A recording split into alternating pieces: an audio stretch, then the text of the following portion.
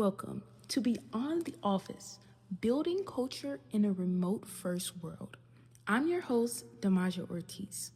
Today, we're exploring one of the most important questions facing modern organizations.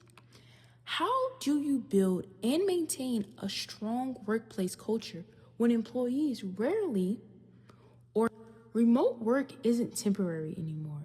It's a long-term shift, and companies that understand how to build culture digitally will be the ones that attract talent and keep employees engaged.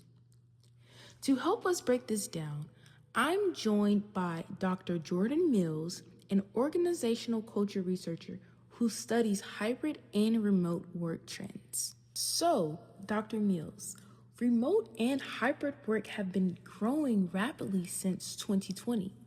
Can you give us a quick overview of how this shift has changed employee expectations? Absolutely. Since 2020, we've seen a massive rise in remote work adoption. McKinsey reports that more than half of employees now prefer hybrid arrangements. At the same time, Gallup's workplace report shows that engagement in remote environments depend heavily on trust, clarity, and consistent communication. Employees want flexibility, autonomy, and meaningful connections, not just a desk in a building. Okay, thank you so much for that view. What makes culture harder to maintain when teams aren't physically together? In traditional offices, culture is reinforced through everyday interactions. For instance, hallway conversations, shared lunches, team meetings. In remote settings, those natural touch points disappear. Harvard Business Review notes that remote teams rely much on intentional communication. Without that, employees can feel disconnected or out the loop. Well, that's a clear way to look at that. Next question. What are some of the biggest challenges companies face in remote environments? And what opportunities come with them? So, some major challenges include burnout, isolation, and communication gaps. Without boundaries, remote employees often work longer hours, but there are huge opportunities: access to global talent, improved work life balance, and more inclusive communication. Companies that adapt well are the ones that communicate clearly, invest in digital tools, and train managers for remote leadership.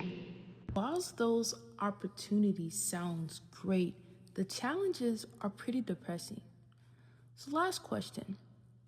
For leaders listening today, what are a few actionable steps that they can take to strengthen the culture in remote or hybrid teams? Well, first, I would recommend to invest in a strong digital collaboration tools. Second, train managers specifically for remote leadership. It requires empathy and clarity. Third, prioritize consistent check-ins so that employees feel supported. And finally, remember that culture is built through behavior, not buildings. It's about trust, communication, and shared values. Thank you so much, Dr. Mills, for sharing those insights. Today's conversation makes one thing clear: remote work isn't just a trend, it's a long term shift that requires organizations to rethink how they build culture. The companies that succeed will be the ones that communicate intentionally, lead with transparency, and create environments where employees feel connected no matter where they go. Thanks for listening to Beyond the Office, Building Culture in a Remote First World. I'm your host, Damyja Ortiz. Rethink how your organization defines culture, because the future of work is already here.